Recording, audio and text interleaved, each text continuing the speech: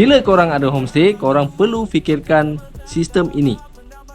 Atas ni tangki. Kau tengok atas ni ada tangki.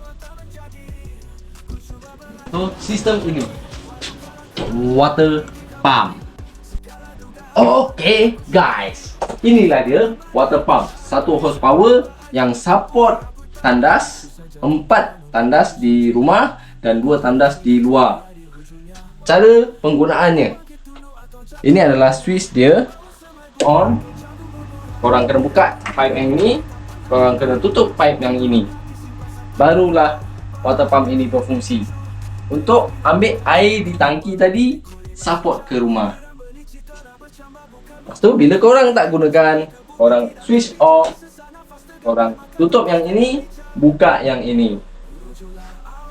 Anda dapat sesuatu. Jap. Benda ni lah yang korang perlu fikir sebelum korang nak buat sesuatu homestay ataupun rumah. Moga bermanfaat.